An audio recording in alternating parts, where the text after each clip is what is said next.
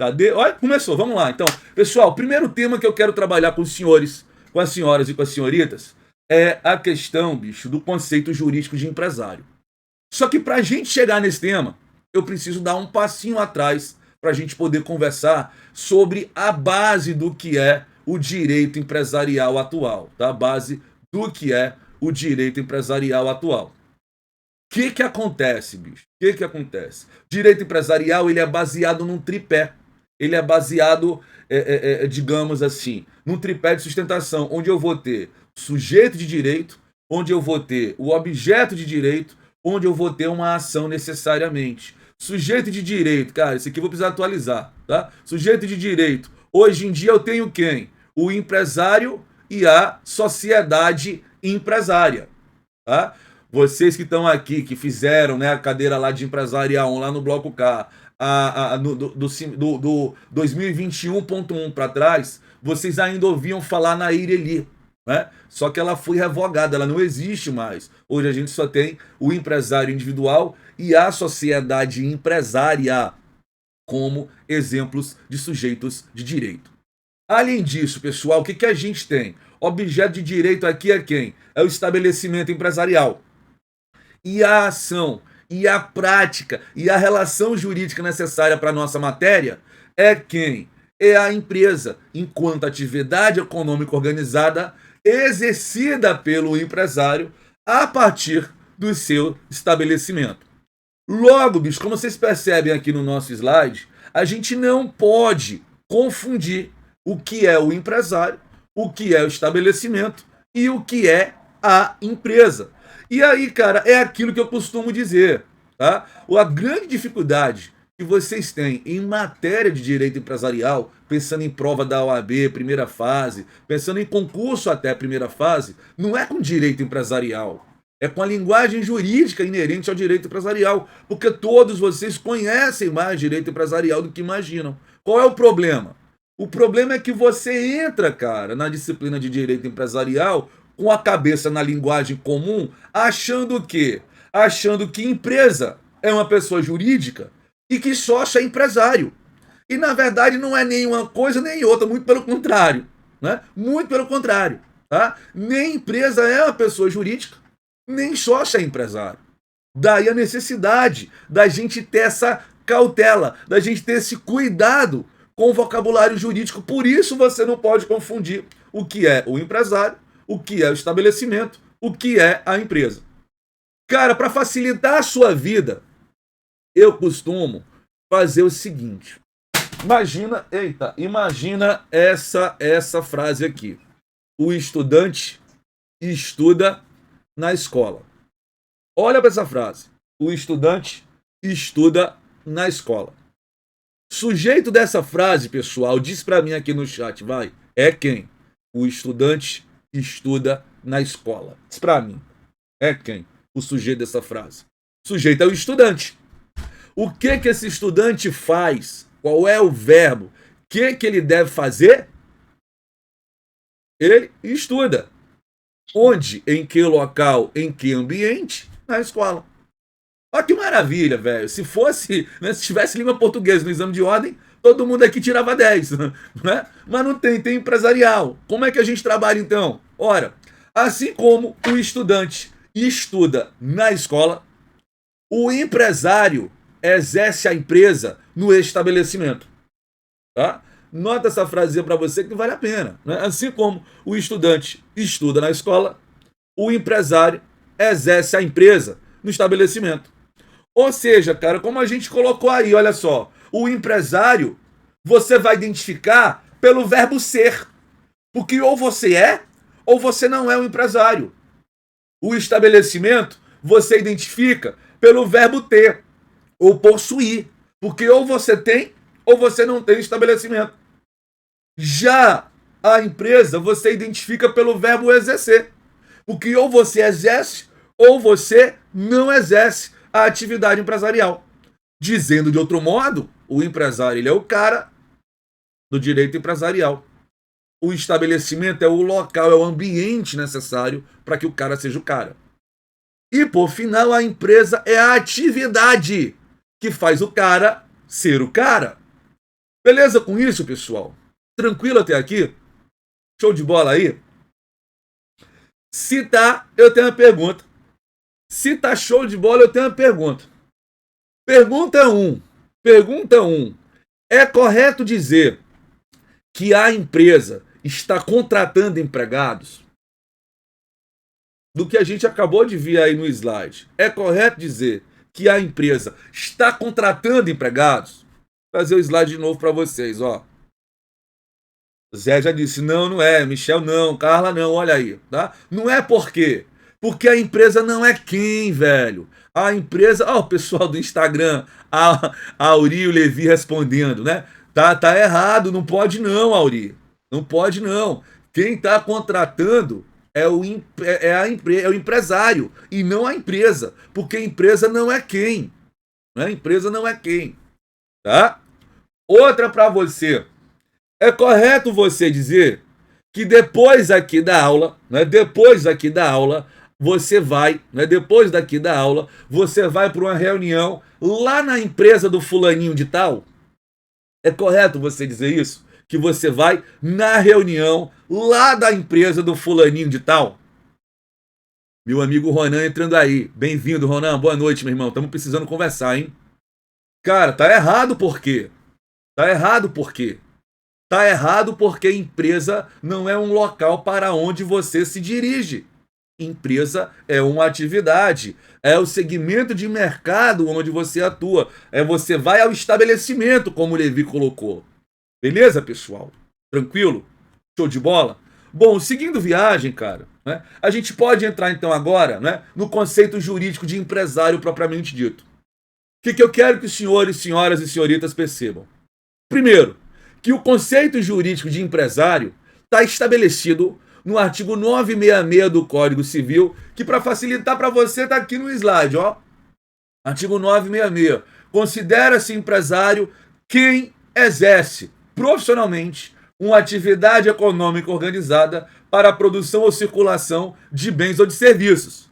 Dizendo ainda o parágrafo único: não se considera empresário quem exerce profissão intelectual de natureza científica, literária ou artística, ainda que com concurso de colaboradores ou auxiliares, salvo se o exercício da profissão constituir elemento de empresa. Então, cara, repara aqui algumas coisas importantes. Primeiro, a lei não está dizendo para você considera-se empresário a pessoa física. A lei não está dizendo para você considera-se empresário a pessoa natural. A lei está dizendo para você considera-se empresário quem?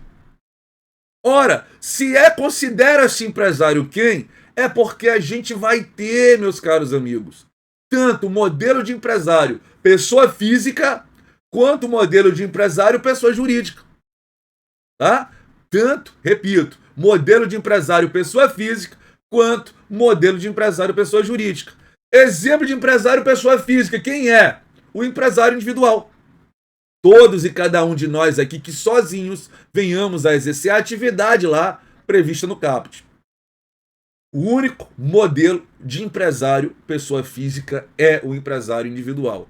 Sócio não é empresário. O sócio juridicamente é quem? O sócio juridicamente é um investidor.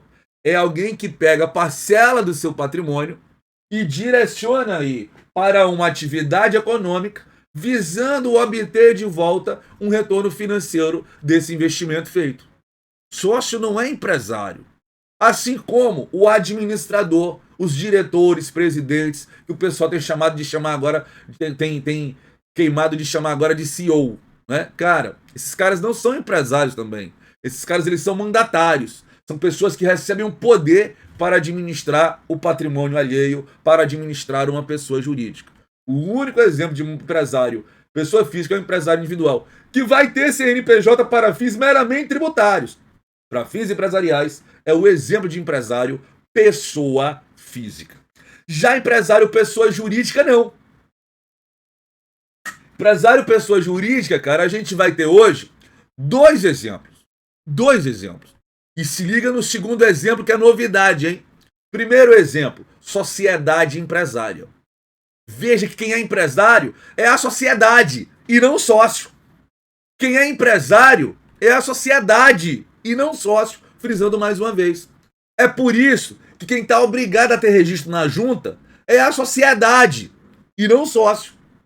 É por isso que quem vai ser declarado falido é a sociedade e não sócio. É por isso que quem vai pedir recuperação é a sociedade e não sócio. Porque ela é a empresária, a sociedade, e não sócio. Tá? Qual é a novidade que a gente tem em relação a isso? A novidade que a gente vai ter em relação a isso, pessoal, vai dizer respeito aí aos clubes de futebol. Tá? Aos clubes de futebol. Porque hoje em dia, na verdade, desde um ano, né, desde mais ou menos um ano ali, começo de agosto do ano passado, nós tivemos a Lei 14.193 de 2021, cuja lei, cara, instituiu a chamada SAF, a Sociedade Anônima do Futebol. E que, na verdade, ela trouxe para nós duas possibilidades de você viadar natureza empresarial ao clube de futebol. Lembrando, né? Clube de futebol, cara, na sua natureza jurídica, ele é uma associação civil. Sendo associação civil, ele é uma pessoa jurídica não empresarial. Resultado, como é que eu vou constituir um clube de futebol? Em regra, na linha geral, eu constituo o clube de futebol pelo registro dos seus atos constitutivos no cartório de pessoa jurídica. O que a lei da SAF fez? Ela estabeleceu duas formas, duas possibilidades de a gente viadar o caráter empresarial para o clube de futebol. A primeira situação é, cara, o clube de esportes, a associação de esportes, ela só tem como time profissional o time de futebol. Esse foi o caso, por exemplo, salvo engano, da Chapecoense. Cara, quando o clube ele só tem time de futebol, você pode empresarializar esse clube fazendo a migração de registro, pegando o registro dele lá do cartório de pessoa jurídica e levando esse registro para a junta comercial. Com o que, a partir do registro na junta, esse clube passaria a ter natureza empresarial para todos os efeitos, inclusive para efeito de recuperação de falência. A outra alternativa é qual? Para clubes que tenham outros times profissionais que não futebol, né? Aí eu vou ter a alternativa da SAF, da Sociedade Anônima do Futebol, onde, né, se o meu departamento de esportes ele administra 2 ou mais esportes de maneira profissional, 2 ou mais times de maneira profissional, você vai fazer o quê? Você vai segregar o departamento de esportes, deixando o futebol de lado, mantendo os outros esportes dentro do clube e quanto à associação, e levando o futebol para que uma nova pessoa jurídica administre uma sociedade anônima do futebol. E, cara, isso é exatamente o que aconteceu, por exemplo, com o Cruzeiro, com o Vasco, com o Botafogo, tá? Dos exemplos aqui, os mais famosos. Então, hoje em dia, eu tenho essas duas possibilidades de pensar no modelo de empresário, pessoa jurídica. A sociedade empresária e a possibilidade do clube de futebol vir a ser também considerado um empresário, pessoa jurídica, se eu fizer a migração de registro dele. Tá? A única associação que pode se registrar na junta comercial é a associação futebolística, o clube de futebol.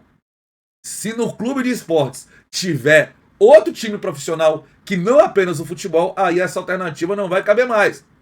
Vai ficar pela alternativa da SAF. Tá? Então, primeiro ponto importante, voltando aqui para você, é isso. É você entender a lógica, vamos dizer assim, de quem é o empresário. Ponto. Outro ponto importante, cara, que a gente precisa desmistificar é esse entendimento de dizer que empresa é sinônimo de atividade econômica. Não é, não. Tá? Empresa não é sinônimo de atividade econômica. Como assim, cara?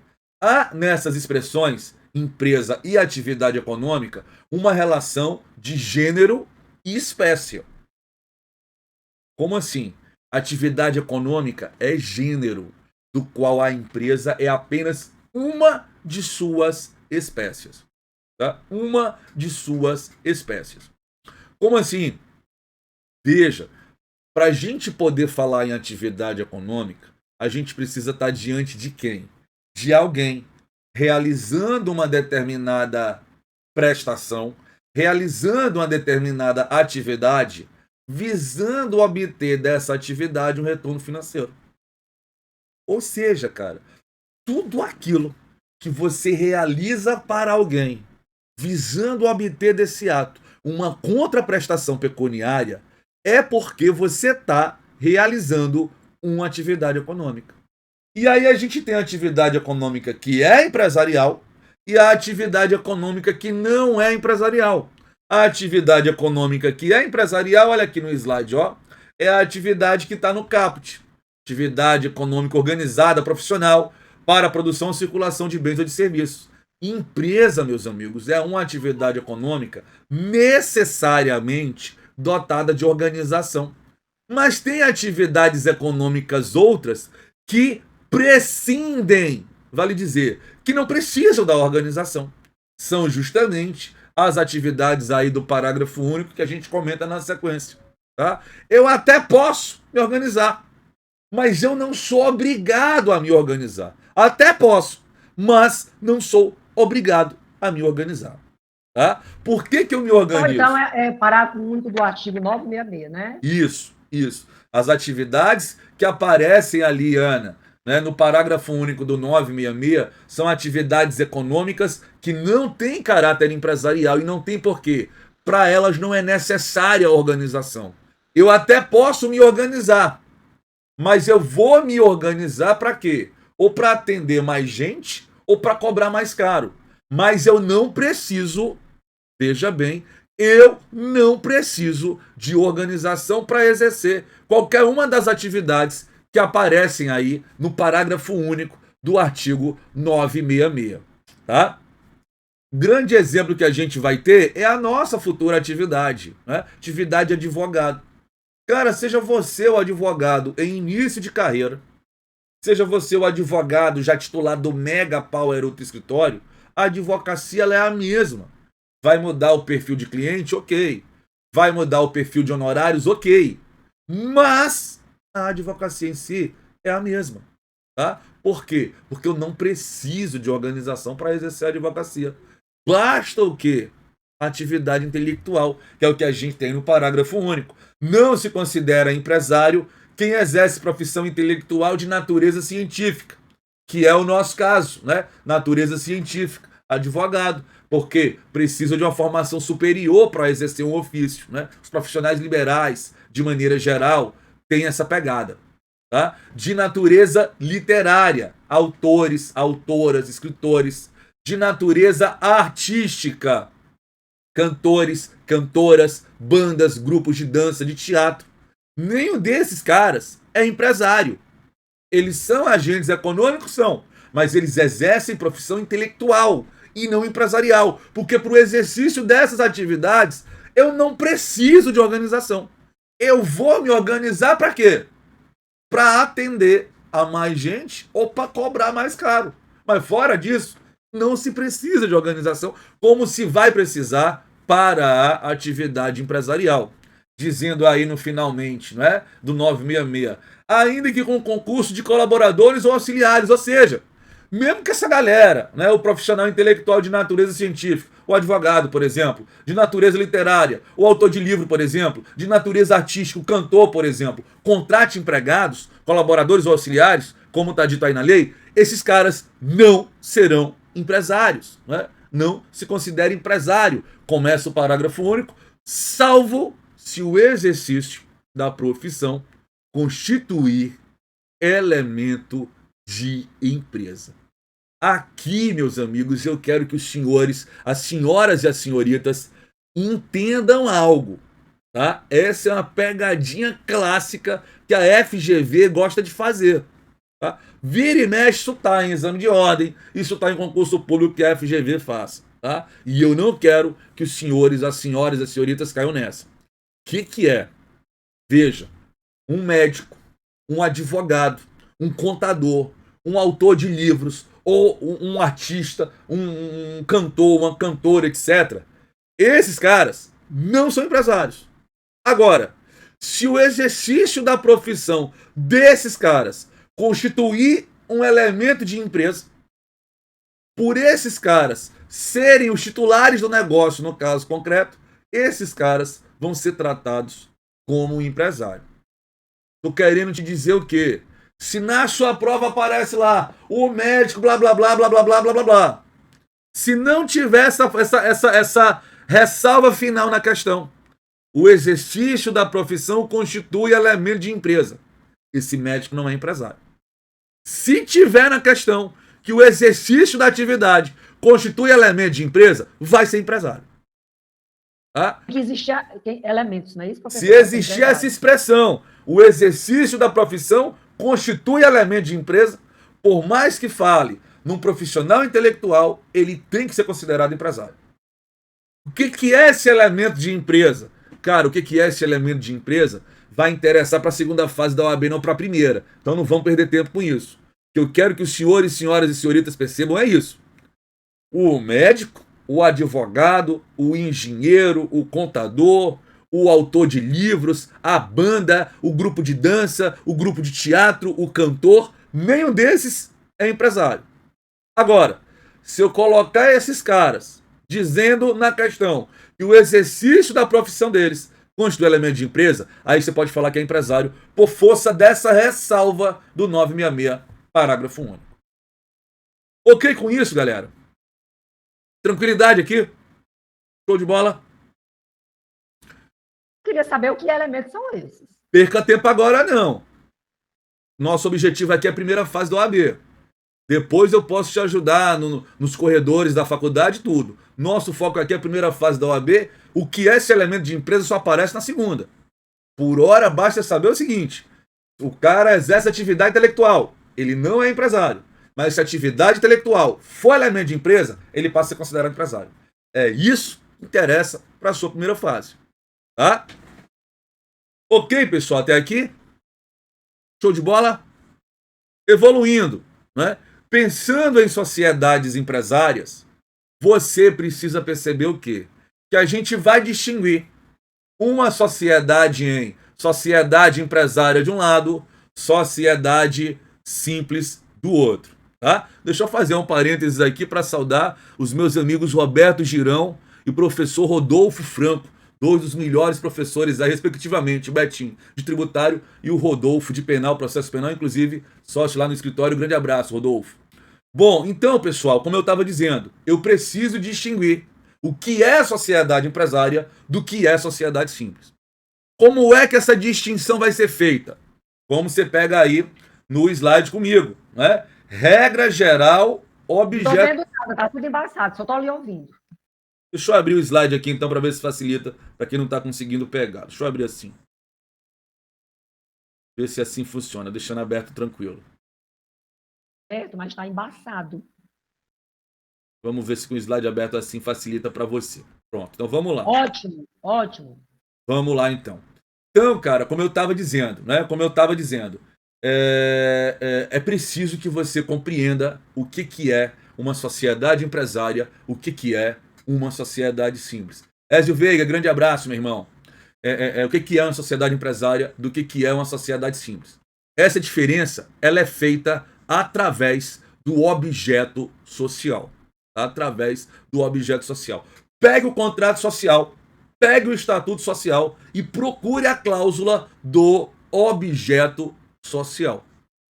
Essa cláusula ela vai identificar qual é o tipo de atividade econômica que a sociedade está exercendo. Aí você vai dizer, professor, mas eu vou fazer a primeira fase. A sua prova de primeira fase, nesse sentido, vai ser o seu contrato social.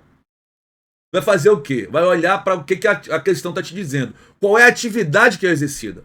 Se a atividade que é exercida for uma atividade de empresário sujeita a registro, nos termos do que a gente tem no caput do 966, você estará diante, regra geral, de uma sociedade empresária. Exemplo, uma lanchonete, um supermercado, uma loja de roupas, uma lavanderia, dentre vários outros exemplos. Por quê? Porque são atividades que estão descritas no caput do 966.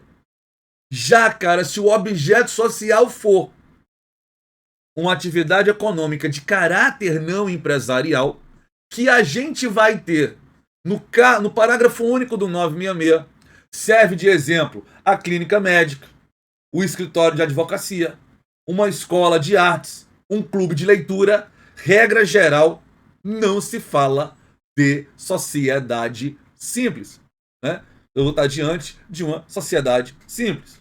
Pelo objeto social, a gente distingue, então, se a sociedade é simples, se a sociedade é empresária. Mas nós temos exceções a isso. Quais são elas? Primeira exceção, a questão aí, da lei.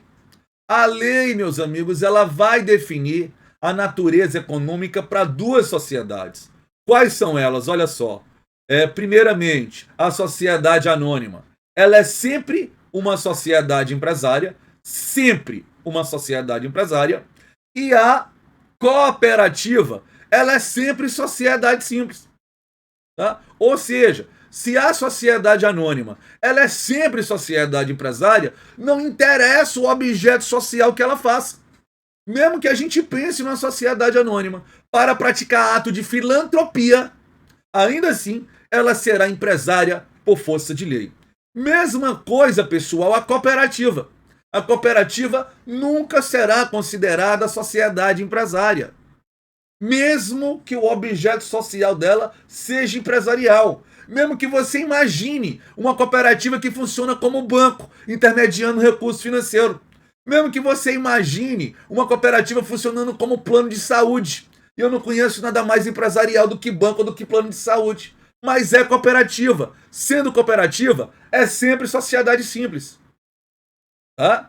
É sempre sociedade simples. Por quê? Porque para elas eu defino pela lei. A outra peculiaridade é o quê, pessoal? É o registro. Por quê? O rural, veja aí, o rural, ele pode escolher se ele quer ser tratado como um empresário ou não. Se ele quiser ser tratado como empresário, ele tem que se formalizar perante onde os empresários formalizam. Se ele não quer ser tratado como empresário, ele vai formalizar em outro canto. Tá? Então, cara, repara aqui. Isso é importante da gente falar. Nós já estamos aqui há praticamente quase uma hora de aula e é só agora que eu estou falando com vocês sobre registro. Meus amigos, minhas amigas, saibam algo. Saibam algo. Já vai longe a época em que o registro definia alguém ou alguma coisa como empresário. Já vai muito longe a época em que alguma coisa ou alguém era definido como empresário por força do registro. O registro, cara, hoje em dia, na regra geral, não é causa do sujeito ser empresário. O registro hoje em dia, na regra geral, é consequência do sujeito ser empresário. Vai dizer, velho, não é porque eu tenho registro na junta comercial que eu vou ser empresário. Ao contrário, é porque eu sou empresário que a lei me obriga a ter registro na junta. Por quê, cara? Na regra hoje, o registro só serve para quê? Para determinar regularidade ao exercício da empresa. É por isso que você vai ouvir falar em empresário regular ou empresário irregular. Empresário regular, aquele empresário que tem registro perante a junta comercial. Empresário irregular é aquele empresário que não tem registro perante a junta comercial. Então, cara, o registro em regra serve para isso, para definir regularidade para o exercício da empresa. Agora, porém, contudo, entretanto, todavia, né? Para o rural, não. Para o agronegócio, para o rural, o registro é condição de ser empresário. Rural só é empresário se registrar perante a junta comercial. Tá? Então, cara, tá aí para você mais uma vez o nosso slide, tá? Fazendo para você essa distinção entre sociedade empresária de um lado, entre sociedade simples do outro. Para que isso é importante para você, galera? Pessoal de primeira fase. Por que isso é importante? Isso é importante, cara, para você responder duas questões clássicas de prova de OAB primeira fase. Duas questões clássicas. Para mim aí, você tá vendo aí meu pincelzinho no slide? Me confirma só se tá. Tá dando para ver aí, o pincelzinho azul no slide? Tudo ok? Tá? Massa. Para que serve, então? Vem comigo seguindo no pincel agora. Para que serve essa tabela que eu apontei para você. Primeiramente, cara, competência registral. Você saber onde você formaliza aquele empreendimento. Você saber onde você vai registrar aquela atividade empresarial. Cara, quem tá mais pro lado de cá, ó, aqui no slide, ó, aqui, tá? Quem tá mais pro lado de cá é sociedade empresária. Sendo sociedade empresária, o órgão de registro dela é a junta comercial, que na lei ou na sua prova podem ganhar o apelido de registro público de empresas mercantis. Tá? Registro público de empresas mercantis. Beleza? Show de bola? Tranquilidade? Professor, Oi, Ana. Uma cabeleireira que tem um registro na junta comercial, ela é empresária individual, não é isso? Isso. Se ela está atuando sozinha, exercendo atividade econômica organizada, registrada, ela é empresária individual. Tá? Agora, voltando para cá. Então, primeiro passo isso. Se você é sociedade e você está do lado de cá, você é empresário. Seu registro, junta comercial ou registro público de empresas mercantis. Se você está do lado de cá agora, ó, você é sociedade simples. Sendo sociedade simples, o seu órgão de registro, regra geral, é o cartório de pessoa jurídica, que na lei e na sua prova podem ganhar o apelido de registro civil de pessoa jurídica, com duas exceções. Grava a primeira regra para a gente partir para as duas exceções. É sociedade empresária. Como é que eu sei? A tabelinha aí para você. Pelo objeto, pela lei ou agronegócio. Tá? É sociedade empresária? Registra onde? Junta comercial ou registro público de empresas mercantis. Olha a tabelinha de novo. É sociedade simples? É. Pelo objeto social, porque é cooperativa ou porque é agronegócio? Aí faz o quê? Registro. Regra geral, duas exceções. Regra geral, registra no cartório de pessoa jurídica ou no registro civil de pessoa jurídica. Quais são as duas exceções aqui, pessoal? Cara de prova de primeira fase de OAB. Quais são as duas exceções aqui? Primeira exceção, cara, é a cooperativa. Meus amigos, a sociedade cooperativa, ela se registra perante a junta comercial. Artigo 18 da Lei 5764 de 71. Mas a cooperativa, você está vendo aí no slide, ela é sempre simples por força de lei. Para te mostrar e para te provar o quê? Que não é o registro mais hoje em dia que te define como empresário. Não é o registro que te define como empresário. Registro é só para quê? Para regularidade. O único que é definido é o rural.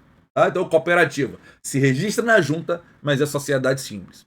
E a outra exceção, pessoal, é a sociedade de advogados.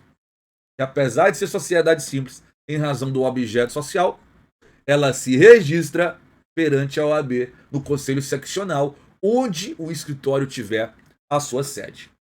Beleza com isso, pessoal? Ok com o primeiro ponto? Tranquilidade? Segundo ponto, o tratamento jurídico da crise econômico-financeira. Meus amigos, quem tá do lado de cá, olhando aí pro meu pincel, quem tá pro lado de cá é empresário. Sendo empresário, a solução jurídica da crise econômico-financeira vai ser resolvida no final através de um processo de falência. E para você evitar a falência, você pode fazer uso de quê? De um procedimento de recuperação de empresas. Já quem está do lado de cá, a crise econômico-financeira não é resolvida na falência. Se não é resolvida na falência, veja bem, se não é resolvida na falência, também não vai ter recuperação. Aí você pergunta, prof, é resolvida onde? Não interessa para a primeira fase. A gente não perde neurônio com aquilo que não vai te interessar em primeira fase. Né? Quer saber? Aí você tem que escolher empresarial e ir para a segunda fase, que lá eu te conto. Aqui a gente não pode perder tempo. Tá? Tranquilo, pessoal, com o conceito jurídico de empresário? Deu para acompanhar bem isso aqui? Podemos passar adiante? Podemos? Tá ótimo. Próximo ponto importante, cara. Capacidade para os atos da vida empresarial. Velho, esse tema não é que ele caia em prova, ele despenca. Eu diria até mais, né? Em época de quase Copa do Mundo, né? Ele Neymar em prova, do tanto que ele cai, né? Do tanto que ele cai. Capacidade para os atos da vida empresarial, senhores, senhoras e senhoritas verão aonde? Verão lá dos artigos 972 a 980 do Código Civil. Doutora Márcia Luciana, mais uma colega aí do escritório, bem-vinda, tá? Então, cara, o que acontece? Primeira coisa importante aqui pra gente falar. Na regra geral, se adquire a capacidade para os atos da vida empresarial no exato instante em que você adquiriu a capacidade para os atos da vida civil. Mesmíssimo instante. Tá? Ou seja, soprou a 18ª velhinha, ou antes disso, recebeu um papel chamado emancipação, você adquiriu a capacidade plena para os atos da vida civil, no mesmo instante adquiriu a capacidade plena para os atos da vida empresarial. Só, meus amigos, que nós temos peculiaridades. E são essas as peculiaridades que aparecem na sua prova, primeira fase do OAB. Tá? Essa regra geral você vai ver lá nas questões de direito civil, não aqui. O que acontece na sua prova é justamente essas peculiaridades. Mais um quadrinho que serve de dinâmica aqui para você. Tá? Sugiro fortemente, cara, pega esse material aí, salva esse quadrinho para você e memoriza esses dispositivos legais. Eles vão te mostrar justamente essas peculiaridades. Primeira delas, peculiaridade em relação a incapaz. Ora, sabendo, né, que ou você é empresário individual ou você é sociedade empresária, você precisa ver como é que fica a situação do incapaz, justamente porque, na regra geral, eu preciso da capacidade plena. E aí, cara, pensando no incapaz, no âmbito ali do empresário individual, a gente tem o quê? Olha aí no slide. 974 caput, parágrafos 1º e 2º. Se você pegar aí para me acompanhar, você vai perceber o quê? Que o incapaz, ele não pode ser considerado empresário. Por que ele não pode ser considerado empresário? Porque ele não pode iniciar o exercício da empresa. Falta para ele o requisito da capacidade plena exigida lá pelo artigo 972 do Código Civil. Tá? Então, ele não pode ser empresário porque ele não pode iniciar. O que ele vai poder fazer? Está aí no caput. Ele vai poder continuar o exercício da empresa exercida por ele enquanto capaz, pelos seus pais ou pelo autor da herança. Tá? Para isso, parágrafo 1º, é necessária uma prévia autorização judicial. O juiz competente do caso concreto, seja o juiz da curatela, no caso, né, do empresário individual que perdeu as livres faculdades mentais se tornando relativo absolutamente incapaz, juiz da curatela.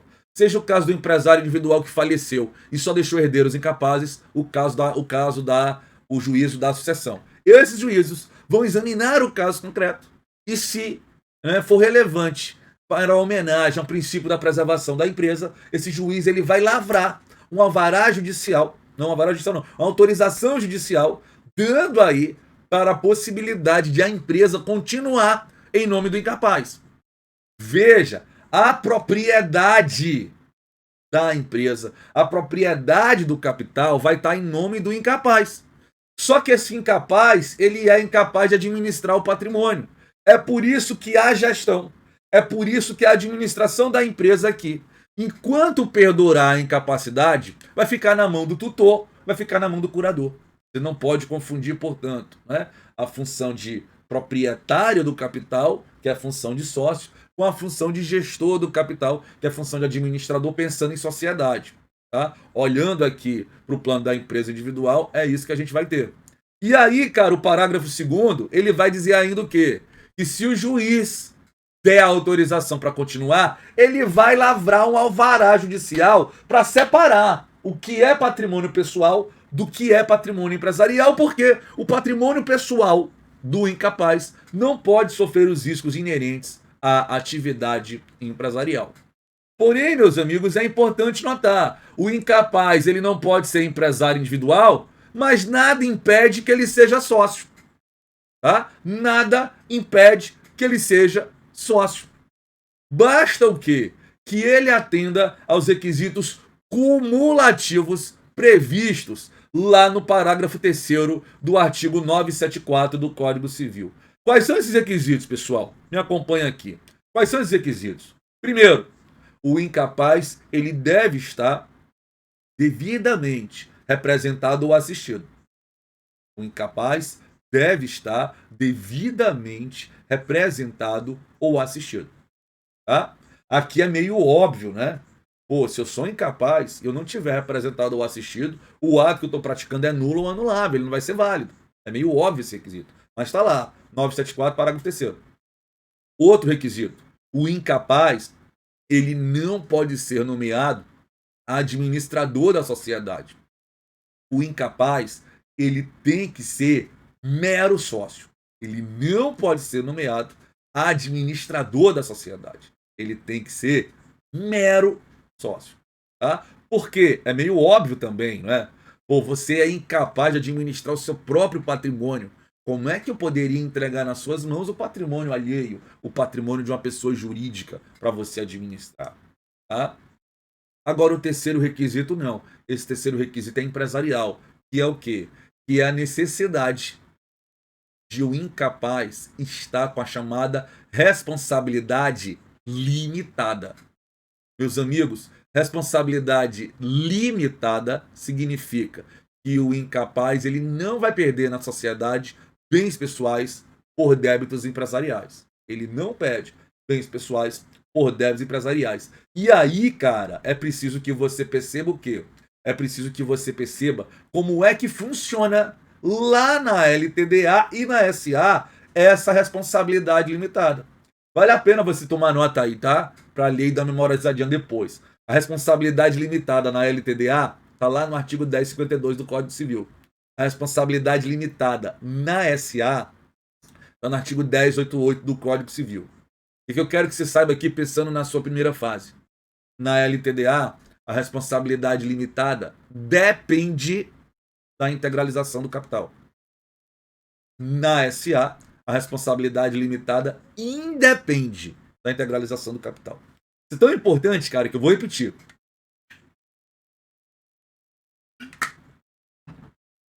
Na sociedade limitada, na LTDA, a responsabilidade limitada depende da integralização do capital. De novo, para não confundir.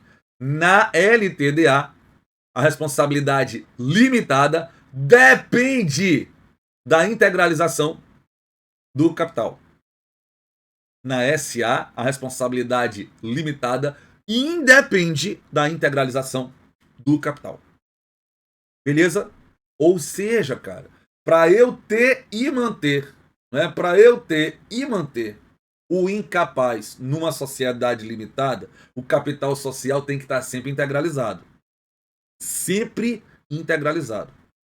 Para eu ter e manter numa SA não precisa. Basta que as ações desse incapaz estejam pagas. Segunda peculiaridade, proibidos. Meus amigos, não confundam, tá? Proibição. O senhor pode repetir essa última parte da SA? A responsabilidade independe da integralização do capital.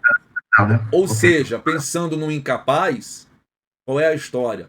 Basta que a ação dos incapazes estejam pagas, eles podem ser mantidos numa SA. Já numa LTDA, não. O capital tem que estar devidamente integralizado. Tá? Ok, valeu. Valeu. Indo agora para os proibidos, pessoal. Proibido. Não confunda incapacidade com proibição. Não pode confundir incapacidade com proibição. Por quê, cara? Uma coisa é você, vamos dizer assim, ser incapaz. É você não ter a capacidade plena para os atos da vida empresarial ou para os atos da vida civil. Outra coisa, cara, é você estar proibido. No caso do proibido, eu até posso ter capacidade plena, mas é que a lei vem e diz: esse não pode ser empresário, porque eu, lei, não deixo. Tá? Então, não confunda incapacidade com proibição. Até porque o incapaz pode continuar o exercício da empresa. Tá? O proibido, nem isso. Tá? O proibido, nem isso. Cara, por todos os exemplos que eu poderia dar para você de proibidos, a gente pode ficar nos dois principais. O servidor público civil e o servidor público militar. O que acontece? Se você pegar o Estatuto dos Servidores Públicos Civis da União, que bem ou mal é replicado, né, nos estados e nos municípios, você vai ver que tem um artigo lá que vai estabelecer algumas vedações para o servidor público. Uma dessas vedações é o quê? É que o servidor público ele não pode se envolver empresarialmente. Tá? O servidor público não pode se envolver empresarialmente. Tá? Ou seja, cara, você não pode, por exemplo, ser técnico do judiciário e ser vendedor da Avon, ser vendedor da Boticário, ser vendedor do Mary Kay. Não pode. Por quê? Você está cometendo uma infração administrativa. Você pode ser sancionado lá no direito administrativo com a perca do cargo público. Porque é vedado ao servidor público se envolver empresarialmente. Cara, isso que é só uma sanção administrativa piora para o servidor público militar. Porque, cara, para o militar da ativa, né, para o oficial militar da ativa, é crime, velho, previsto no Código Penal Militar, o militar da ativa se envolver empresarialmente. Cara, você não pode ser, por exemplo, tenente-coronel do Corpo de Bombeiros, tenente-coronel da Polícia Militar e montar um food truck, velho. A lei proíbe e torna crime militar. Ou seja, da próxima vez que esse tenente-coronel do Corpo de Bombeiro, da próxima vez, né, que esse coronel da Polícia Militar se aquartelar de novo, ele, ó, vai se fuder a jaula. Porque é crime previsto no Código Penal Militar o militar da ativa se envolver empresarialmente. Tá? Aí vem a pergunta que nos interessa. O que isso vale para o direito empresarial? Resposta: nada. Vale para o direito empresarial o 973, que vai dizer para nós o quê? O 973. 973 vai dizer para nós que, primeiro, aquele proibido, se ele descumprir a proibição e ele atuar empresarialmente, nos meus dois exemplos, o cara que é técnico judiciário e é vendedor de Mary Kay, ou o cara que é tenente do Corpo de Bombeiro e é dono de food truck. Se eles descumprirem a proibição, a lei entende que o ato praticado por eles é válido e por esses atos, esse cara, ele vai responder como se fosse empresário. O ato é válido e por esses atos, esse cara vai responder como se fosse empresário. Beleza? E, cara, responder como se fosse empresário significa até esse cara poder ser declarado falido. E antes que você se escandalize, eu digo, eu sei que falência é coisa de empresário, eu sei que falência é coisa para empresário. Mas, se o servidor público descumpre a proibição e atua como empresário, ele vai poder ser declarado falido. Agora, esse proibido, cara, ele pode ser sócio. Como está dito aí no slide, nós não temos um dispositivo legal no Código Civil, mas nós temos uma opinião predominante na doutrina. O proibido, ele pode ser sócio. Por quê? Porque quem é empresário é a sociedade, não ele. O proibido, ele pode ser sócio, desde que ele não seja o administrador da sociedade e ele tenha a responsabilidade limitada. Desde que ele tenha a responsabilidade limitada e ele, vamos dizer assim, seja o administrador do negócio, ainda assim, né, ele vai poder ser, vamos dizer assim, sócio em sociedade empresária. Beleza com isso, pessoal? Tranquilo? Então vai vendo. O empresário individual, o proibido, ele não pode ser empresário. Tá? Ele está proibido. O proibido, ele não pode se envolver empresarialmente. Se ele fizer, o que acontece? 973 diz: o ato é válido e ele vai responder como empresário. Porém, nada impede, veja bem, nada impede que esse cara possa vir a ser sócio. Tá?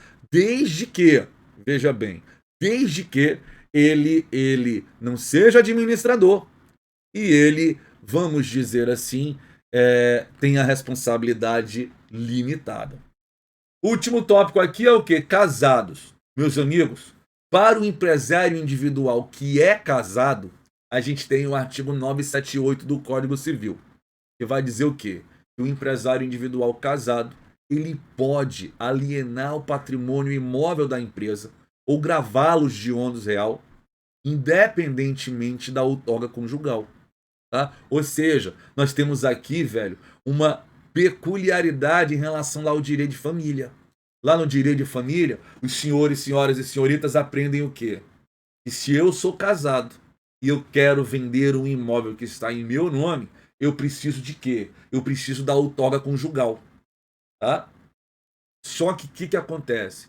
Se você for empresário individual, o patrimônio imóvel relacionado à atividade empresarial, esse pode ser vendido, pode ser alienado, pode ser dado em garantia, sem necessitar de outorga conjugal e sem precisar se preocupar com o regime de bens.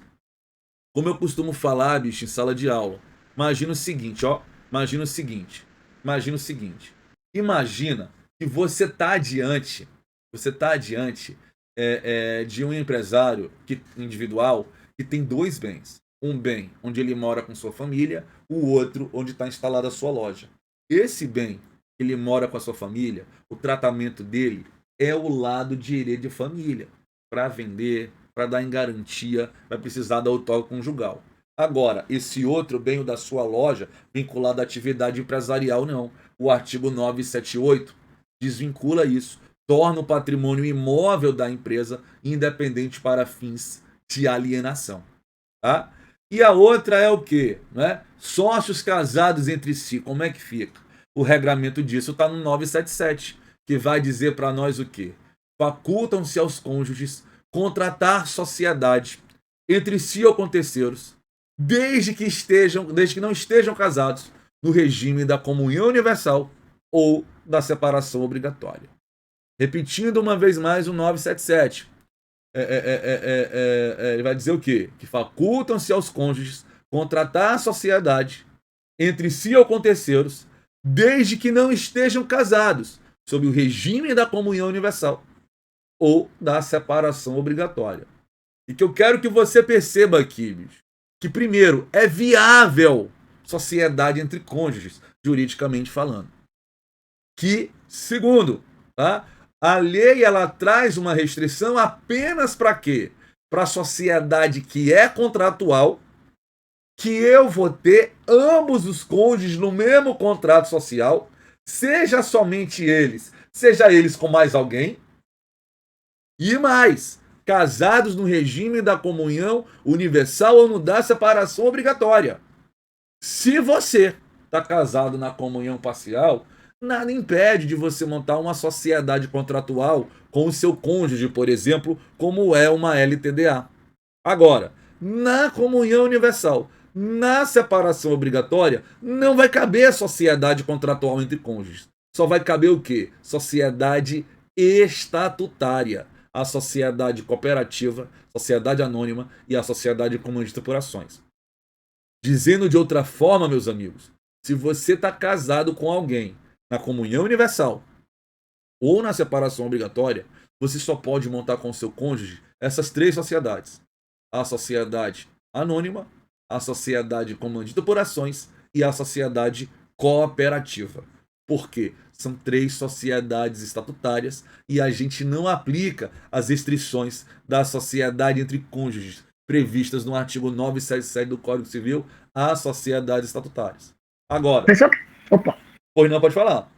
A minha dúvida é, eu sou casada com o João.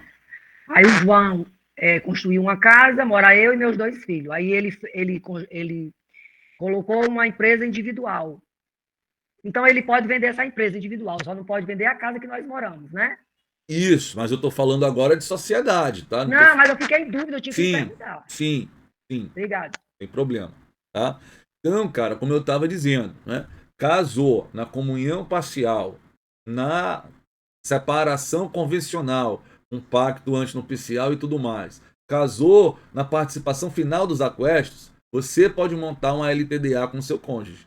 Agora, casou na comunhão universal, casou na separação obrigatória, porque a lei mandou, você não consegue montar uma sociedade limitada com seu cônjuge. Você só vai poder montar uma SA, uma cooperativa e uma sociedade em comandita por ações.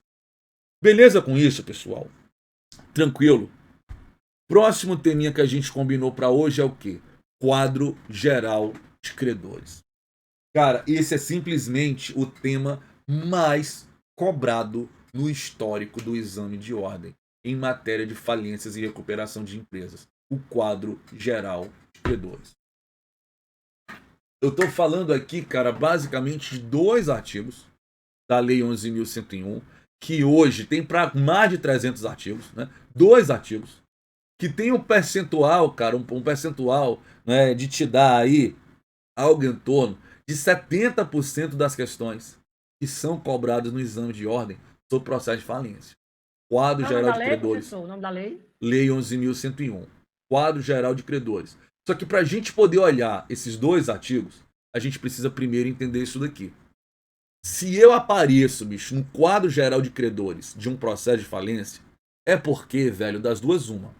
Ou eu sou credor da massa falida, ou eu sou credor do falido. Não tem muita opção. Ou é credor da massa falida, ou é credor do falido.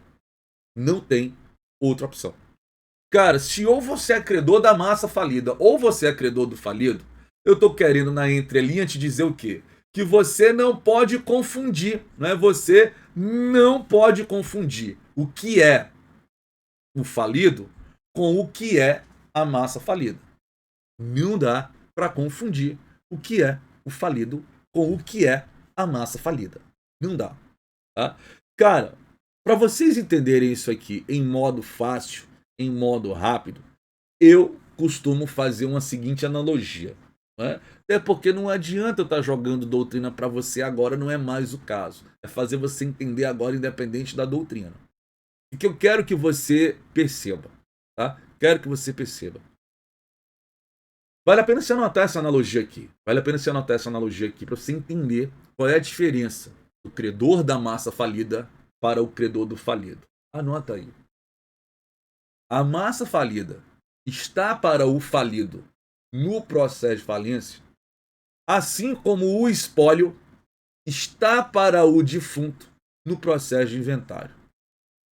A massa falida está para o falido no processo de falência, assim como o espólio está para o defunto no processo de inventário. Mesma função que a massa falida tem aqui no processo de falência, mutatis mutandis, o espólio vai ter lá no inventário. Mesma função que o falido tem aqui no processo de falência, mutatis mutandis, o defunto vai ter lá no inventário. Diferença do falido para o defunto: o falido ainda não faleceu. Só isso, tá? Meus amigos, professor Léo Aquino, Douglas Caetano e professora Ana Parlato, boa noite, bem-vindos, tá? Ok, pessoal, então, deu para anotar aí? A massa falida está para o falido no processo de falência, assim como o espólio está para o defunto no processo de inventário. Deu para entender isso aqui? Deu para entender? Por exemplo, vamos dar um exemplo. Meu marido faleceu há 3 anos. Eu estou pagando. Calma, vem comigo. Eu quero só saber se conseguiu entender isso aqui. Porque se entendeu, eu vou ter uma pergunta. Deu para entender isso aqui? Eu entendi que a massa falida está para o falido. E o espólio está para o defunto, é isso? Pronto. Então repara. Se deu para entender aí a frase, né? Assim como, né, a massa falida está para o falido no processo de falência, né, o espólio estará para o defunto no processo de inventário. Pronto. Se deu para entender... Agora eu entendi. Pronto. Agora eu entendi. Se deu para entender, eu tenho uma pergunta. Eu tenho uma pergunta mesmo para ver se deu para entender. Bora deixar isso fácil, xará. Né? Falência dá um nó na cabeça, né? Dá um nó porque às vezes a gente confunde o que é a massa falida com o falido. Bora parar de confundir isso aqui agora, tá? Por isso essa frasezinha vai de novo. A massa falida está para o falido no processo de falência, assim como o espólio está para o defunto no processo de inventário. Eu tenho uma pergunta para ver se você entendeu isso aqui, se entendeu esse comparativo. A pergunta é a seguinte: quem paga o processo de falência? A massa falida ou o falido? Quem paga? A resposta é a mesma de quem paga o processo de inventário. Aí, Xará já respondeu lá no chat, Giovana Moura. A massa falida. A massa falida é a fonte pagadora do processo de falência, assim como o espólio é a fonte pagadora do processo de inventário. Beleza? E o que é o espólio? Né? Você vai dizer, é uma entidade que surgiu depois da abertura do processo de inventário, que vai aí o quê? Cuidar em comum dos interesses dos herdeiros ou do legatário, ou então o conjunto de bens que o defunto deixou. Mesma coisa é a massa falida, a entidade que surge depois do processo de falência ser aberto, que é aberto com a sentença declaratória de falência para cuidar dos interesses em comum dos credores. Né? Se você tem um interesse pessoal seu para litigar no processo, contrate o seu advogado, mas para o interesse comum dos credores, a massa falida resolve. E aí, cara, o que acontece? Repara aí no nosso slide, ó. Para você ser credor da massa falida, isso implica o quê? Que há origem. Veja bem, velho, eu tô falando de origem, não é do vencimento. A origem do crédito é posterior à falência. O crédito ele já surge depois da decretação da falência. Se o crédito já surgiu depois da decretação da falência, é porque ele já surgiu perante quem? Perante a massa falida, que é a fonte pagadora do processo de falência. Cara, se ela é a fonte pagadora do processo de falência, e se o crédito já surgiu perante ela, cabe aqui um questionamento. Qual? É preciso comprovar perante a massa falida que o crédito existe? Resposta, não. É por isso que quando o crédito é da massa, quando o credor é da massa falida, o crédito é inserido no processo mediante simples inscrição a ser feita pelo administrador judicial. É por isso que você vai ser credor ou credora de um dos créditos chamados créditos extraconcursais, que eu te mostro já já na sequência. Agora, se você é credor do falido, é porque a origem, velho, repara, é a origem, não o vencimento, é anterior à falência. E aqui, cara, eu já quero preparar você para outra pegadinha que a FGV gosta de fazer, né? Como você sabe, eu imagino, foi prova da FGV, a prova com caso concreto, para fazer você refletir. É pegadinha clássica da FGV. Ela coloca uma situação de falência com 3 datas no calendário. Primeira data, a data da criação do título, a data da criação do crédito. Segunda data, a data da sentença declaratória de falência. Terceira data no calendário, a data do vencimento.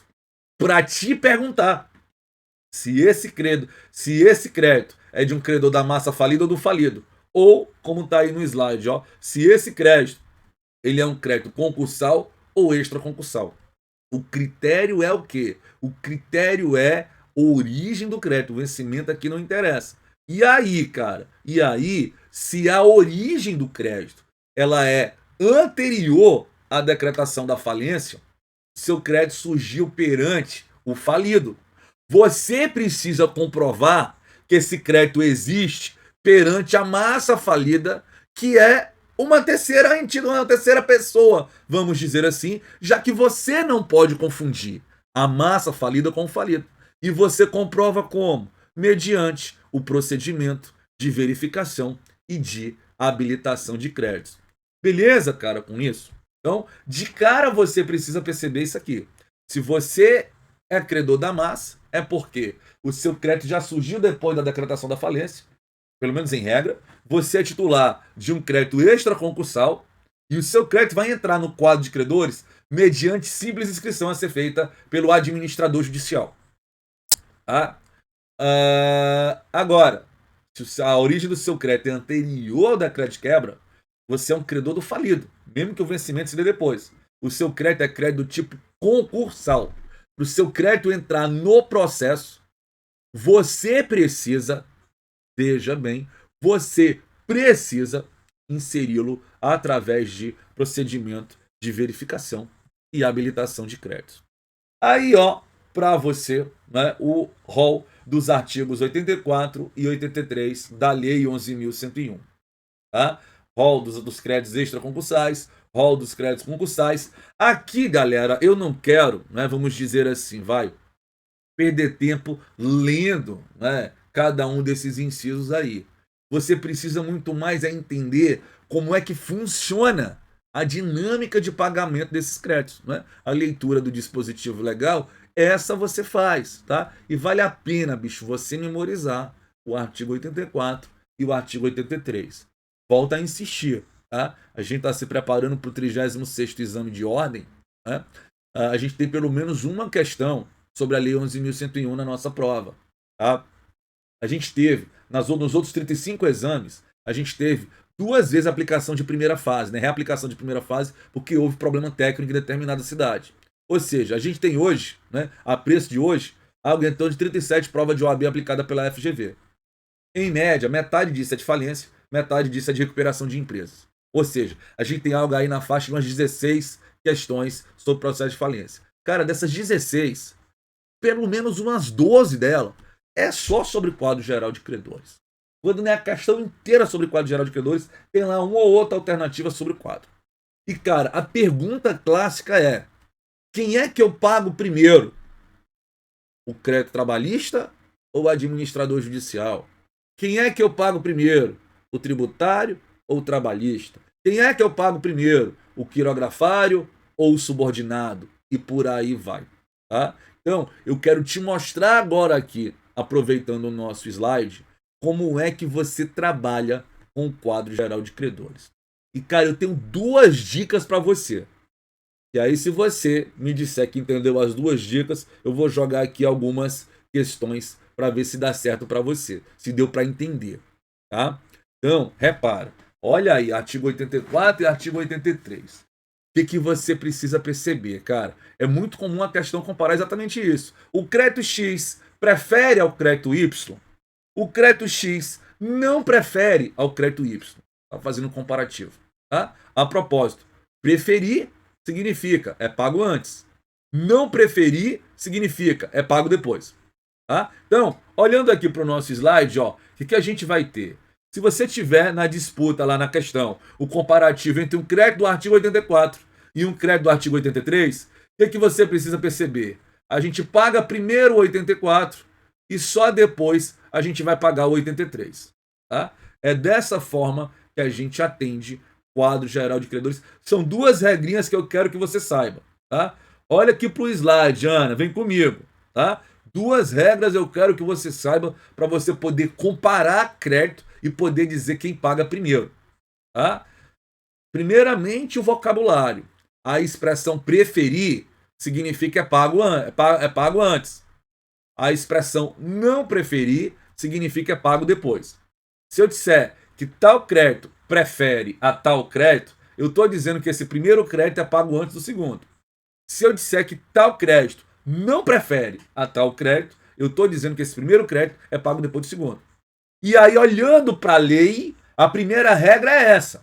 Se está na questão lá da sua prova, primeira fase do OAB, Ana, comparando um crédito do artigo 84 com o crédito do artigo 83, a gente paga primeiro o 84 para depois pagar o 83. Tá? Ou seja, se a questão te disser que tributo com fato gerador prefere ao crédito trabalhista, tributo com fato gerador posterior prefere ao crédito trabalhista, essa questão está correta, porque eu pago primeiro o 84 para só depois pagar o 83. Se essa questão te disser que eu vou pagar, que a remuneração do administrador judicial, que aí no slide está como AJ, prefere ao crédito com garantia real, eu vou dizer que está correto, porque está no 84, o 84 prefere o 83, prefere significa é pago antes. Tá? Primeira regra, pessoal, é essa. Tá? Primeira regra é essa. Entre o 84 e o 83, paga primeiro o 84 para só depois pagar o artigo 83. Tá? Agora, dentro do artigo, vamos imaginar que a questão está comparando um inciso com o outro. Dentro do artigo, a gente paga assim, ó. Dentro do artigo, a gente vai pagar de cima para baixo. Tá? Dentro do artigo, a gente vai pagar de cima para baixo. De cima para baixo, cara, como assim? A gente paga primeiro o inciso 1 para depois pagar o inciso 2. Eu só posso pagar o inciso 3 depois que eu pagar o inciso 2. Eu só posso pagar o inciso 8 depois que eu pagar o inciso 7. E assim sucessivamente. Tá? Então, a gente tem para sua prova de OAB primeira fase, para você identificar quem é pago como, você precisa entender essas duas regrinhas.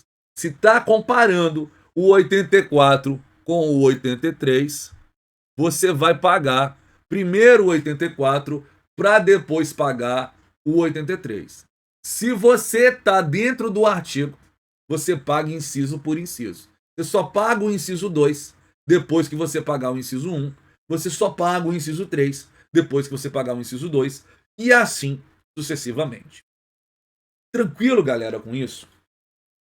Deu para acompanhar? Deu para entender essas duas regrinhas de como eu pago quadro geral de credores? Pensando aqui em OAB primeira fase? Professor, aí tudo é misturado, né? É empresário 1, empresário 2, empresário 3. Essa daí é da empresário 3, né? OAB primeira Marca fase falida, marca OAB falida primeira fase é tudo junto e misturado. é tudo misturado. Eu tô vendo que eu tô me lembrando, o professor Vou me deu essa aula. Tá? É tudo junto e misturado, tá? Galera, deu para entender aqui? Show de bola? Bom, tá? Então é isso, cara. Grava essa. Entre o 84 e o 83 da Lei 11.101, a gente paga primeiro o 84 para só depois pagar o 83. Nos incisos, seja do 84, seja do 83, dentro de cada artigo, a gente paga inciso por inciso. Só paga o inciso 2 depois que pagar o inciso 1. Só paga o inciso 3 depois que pagar o inciso 2 e assim sucessivamente. Beleza? Hashtag caveira, velho. Tá certo, Auri. Ok? Show de bola? Cara, olha só. Pra gente terminando essa nossa aula de hoje, né? Tá faltando ali algo em torno de 10 minutinhos. Aproveitando, hein, ó. Aproveita quem não marcou a presença ainda, ó. O link aí no chat, colocado aí pelo pessoal da administração do curso, tá? Aproveita, entra lá no Google Forms, bate lá a presença para você ter o certificado aí de atividade complementar, né? Depois dela. Mas, cara, olha só, como é que isso que a gente falou na aula de hoje vai costumar aparecer na sua prova? O que a gente já teve de provas anteriores? Olha só. Primeira questão aí. Primeira questão, ela é retirada do exame 27. Olha o que essa questão diz. Roberto desligou-se de seu emprego e decidiu investir na construção de uma hospedagem do tipo pousada no terreno que possuía em Matinhos. Roberto contratou um arquiteto para mobiliar a pousada, fez cursos de hotelaria e, com os ensinamentos recebidos, contratou empregados e os treinou. Ele também contratou um desenvolvedor de sites de internet e um profissional de marketing para divulgar sua pousada. Desde então, Roberto dedica-se exclusivamente à pousada e os resultados são promissores. A pousada está sempre cheia de hóspedes, renovando suas estratégias de fidelização. Em breve, será ampliada sua capacidade. Considerando a descrição da atividade econômica explorada por Roberto, assinale a afirmativa correta. Cara, aqui a gente está olhando aí o quê? Conceito de empresário. Vamos lá para os itens, olha só. Item letra A aí.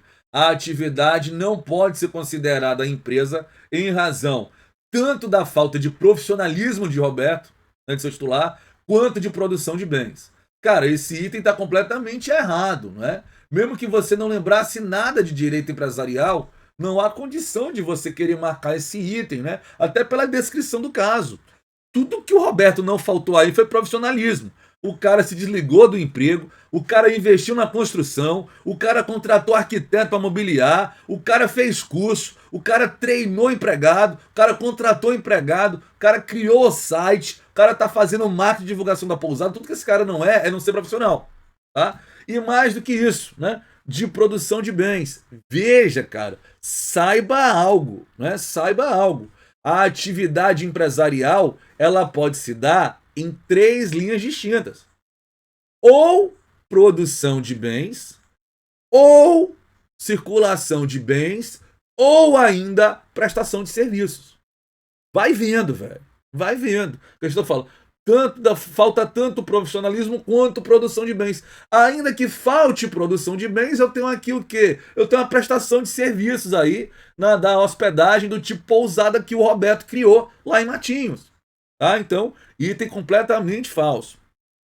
Item 2. A atividade não pode ser considerada empresária em razão de a prestação de serviços não ser um ato de empresa. Eu acabei de justificar o porquê que esse item está errado, né? Pode ser ato de empresa, tanto, veja bem, a prestação de serviços, quanto a circulação de bens, quanto ainda a produção de bens.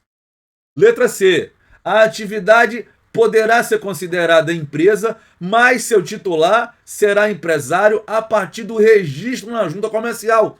Isso tá falso também, galera. Isso tá falso também. Lembre que a gente falou no começo da aula, né? O registro não torna ninguém um empresário.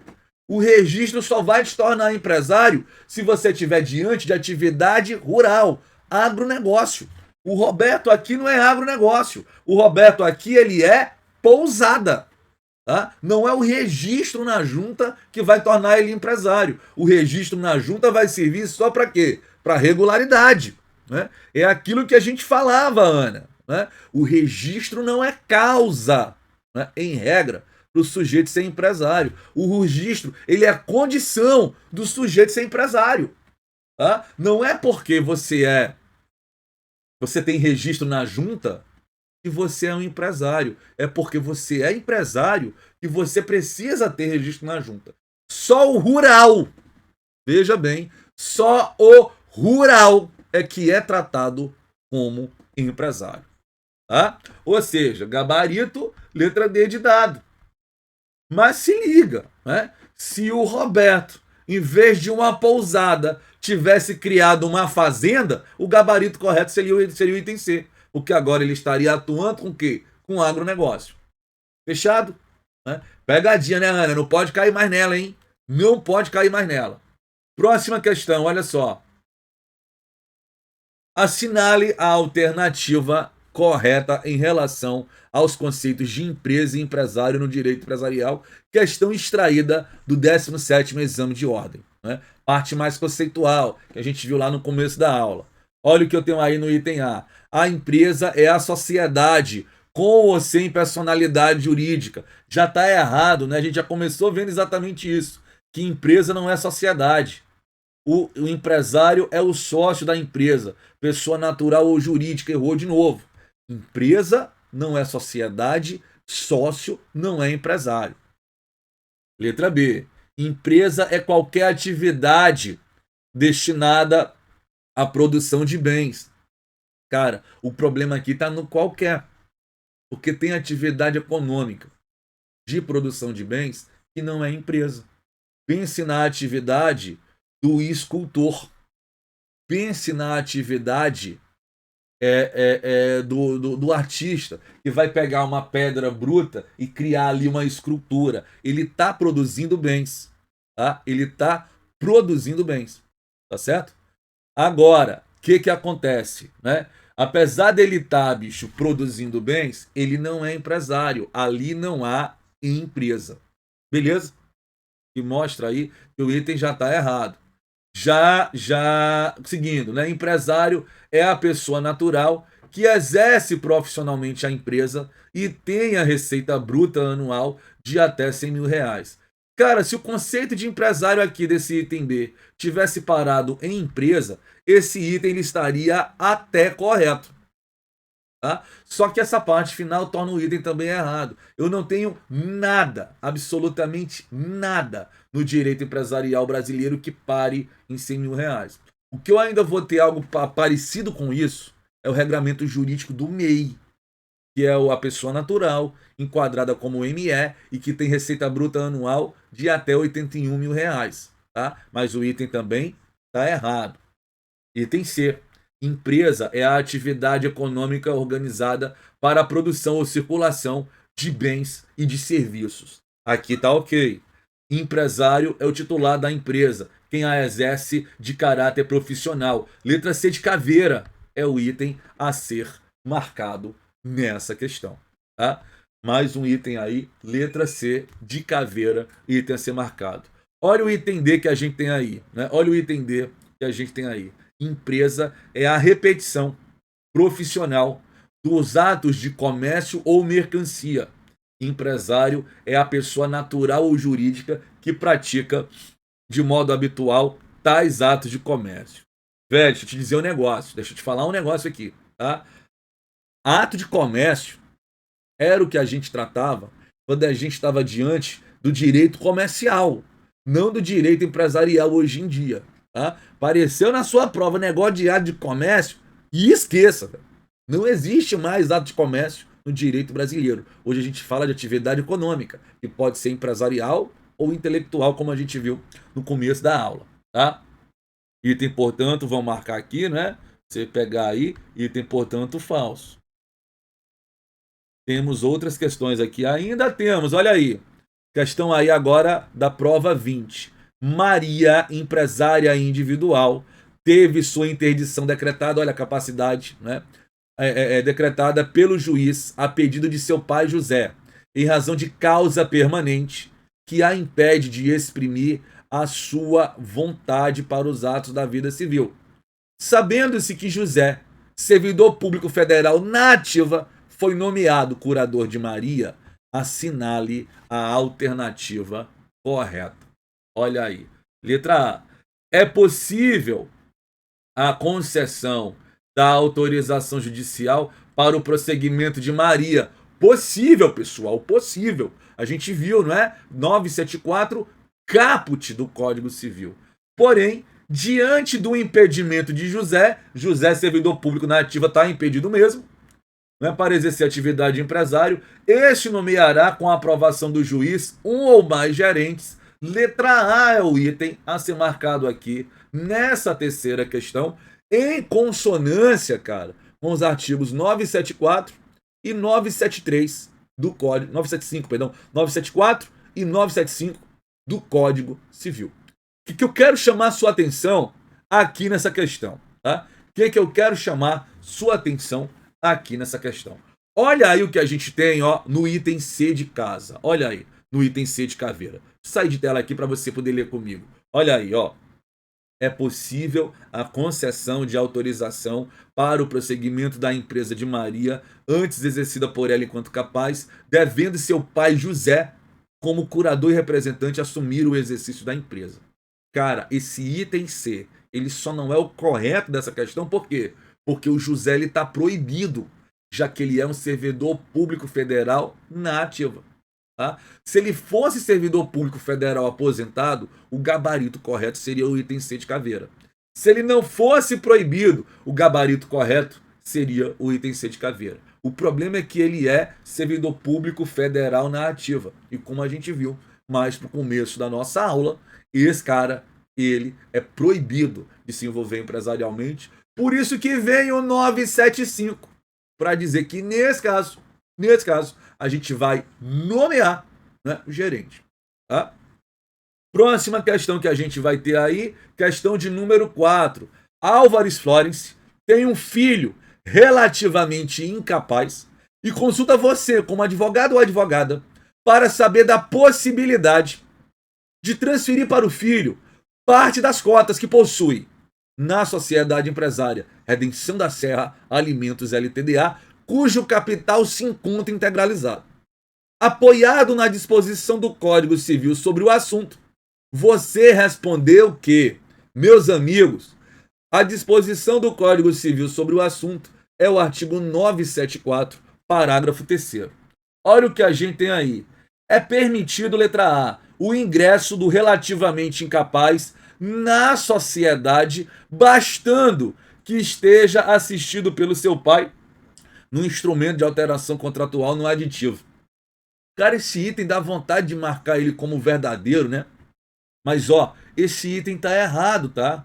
Porque se você observar o 974, parágrafo 3º do Código Civil, de fato, para eu ingressar o incapaz numa sociedade, eu preciso que ele esteja representado ou assistido. No caso do relativamente incapaz, assistido. Mas não basta só isso. O erro tá nesse bastando, ó. Não basta só isso. Esse é só um dos requisitos para que eu possa ter incapaz numa sociedade. Olha o item B. Não é permitida a participação de menor, absoluta ou relativamente incapaz, em sociedade, exceto no tipo da sociedade por ações. Não, cara. Eu posso ter na LTDA também. 974, parágrafo 3º. A gente viu isso no começo da aula, né? Letra C. Não é permitida a participação de incapaz em sociedade, mesmo que esteja representado ou assistido, salvo se a transmissão das cotas se der em razão de sucessão causa mortes. Tá errado também. Pode ser sucessão inter vivos, sem nenhum problema, conforme mostra o 974, parágrafo 3º. Por exclusão, saí de tela aqui para você ler comigo, né? Por exclusão, olha aí na tela. Letra D. É permitido o ingresso do relativamente incapaz na sociedade, desde que esteja assistido num instrumento de alteração contratual, devendo constar a vedação do exercício da administração da sociedade por ele. Letra D de dado, gabarito aqui dessa quarta questão. Valeu? Patriarca Oliveira aparecendo aqui na nossa aula live. Patriarca, grande abraço, meu irmão. Obrigado aí pelo carinho, tá? E pelo reconhecimento. Valeu. Valeu, Christian. Grande abraço também. Galera, quarta questão fechamos, né? Quinta questão, olha aí. Quadro geral de credores agora. Vem comigo, olha só. Quadro geral de credores agora. Olha o que a gente tem aí. A respeito da classificação dos créditos na falência, olha lá, hein, Ana, que estava com dúvida quando a gente falou. Vamos ver aqui nas questões se a gente trabalha bem isso agora, né? É correto afirmar que, letra A, crédito com privilégio geral tem preferência sobre os créditos tributários. Cara, o que é importante que os senhores, as senhoras e as senhoritas saibam? É importante que vocês saibam, né, que a nossa lei, a Lei 11.101, ela sofreu uma reforma. E nessa reforma, vários dispositivos legais foram afetados. Inclusive, esses costumam cair em prova. Dentre os quais, o artigo 83 da Lei 11.101. Eu tinha lá o crédito de privilégio geral, que aparecia no inciso 5, e eu tinha um crédito de privilégio especial, que aparecia no inciso 4. E que a reforma fez? Ela excluiu esses dois tipos de crédito e colocou esses créditos na condição de quirografário. Ou seja, o privilégio geral hoje ele é quirografário. Ele vai aparecer aonde, Ana? No 83. Ele vai aparecer no inciso 6 do 83. Já o tributário está onde? No inciso 3. Entre o 6 e o 3, eu pago primeiro qual? Eu pago primeiro o inciso 3. Então é o tributário que prefere ao privilégio geral e ao quirografário, não o inverso. Item errado. Tá? Item A, portanto, tá falso. Beleza? Olha a próxima. Os créditos quirografários têm preferência sobre o crédito de privilégio especial. O crédito de privilégio especial que estava no inciso 4 virou quirografário. Então não tem preferência nenhuma aqui. Esse item ele também está falso. Letra C. Os créditos com privilégio especial têm preferência sobre os créditos tributários. Crédito com privilégio especial é quirografário. Está lá no inciso 6. Não tem preferência. Por exclusão, gabarito correto, letra D de dado. Né? Gabarito correto, letra D de dado. Os créditos quirografários têm preferência sobre os créditos subordinados. Crédito quirografário está no inciso 6 do artigo 83. Crédito subordinado está no inciso 8 do artigo 83. Aquela dinâmica. Dentro do artigo, eu pago inciso por inciso. Entre o 84 e o 83, eu pago primeiro o 84 para depois pagar o artigo 83. Beleza com isso? Deu uma melhorada agora, Ana?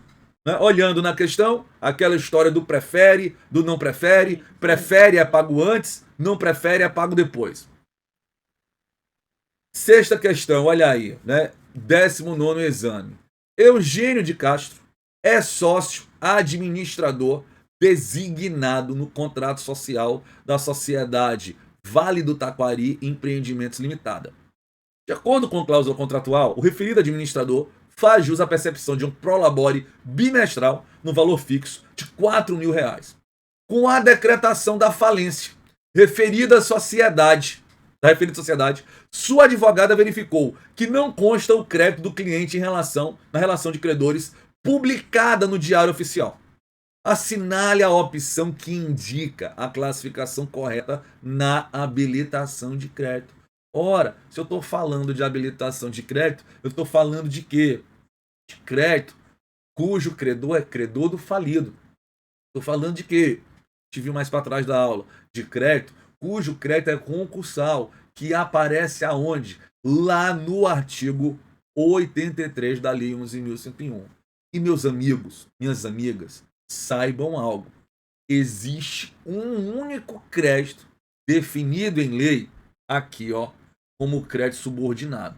Um único crédito definido em lei como crédito subordinado. É o crédito aí de quem?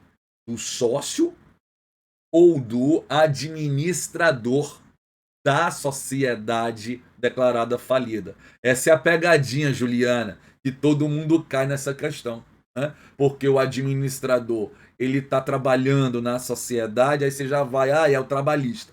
Não. Administrador não é credor trabalhista. O administrador é um credor especial, paralelo ao sócio. Tá? Remuneração não paga de administrador é crédito subordinado. Dinheiro que o sócio emprestou para a sociedade e a sociedade faliu é crédito subordinado. Tá? Então, fiquem espertos, cara. Vale a pena você memorizar artigo 84, artigo 83 da Lei 11.101, nessa sequência, cabendo você perceber o seguinte: entre o artigo 84 e o artigo 83, a gente paga primeiro o artigo 84 e só depois a gente vai pagar o artigo 83. Dentro de cada artigo, eu vou pagar inciso por inciso. Eu só pago o inciso 2 depois que eu pagar o inciso 1. Eu só pago o inciso 3 depois que eu pagar o inciso 2. E assim sucessivamente, cuidando aí da pegadinha, hein? Do prefere ou não prefere. Se a questão te fala que o crédito A prefere ao crédito B, esse item está te dizendo que o crédito A é pago antes do crédito B. Preferir significa é pago antes. Agora, se a questão fala o crédito A não prefere ao crédito B, Giovana, não é nem retirar mais cedo, né? A gente já está passando 15 minutos aqui da aula. Mas eu já estou na última questão, tá? Tô terminando agora que eu vi, Juliano, que a gente já está 9h10. Estamos terminando, acho que essa é a última questão, tá? Então, como eu estava dizendo, é para fechar aqui, tá? Prefere significa é pago antes. Não prefere significa é pago depois. Valeu, pessoal. Show de bola até aqui. Tranquilidade. Então é isso, né? Deixa eu sair de cena aqui para você ver, né? Aí, ó, valeu, até a próxima. Tá certo? A gente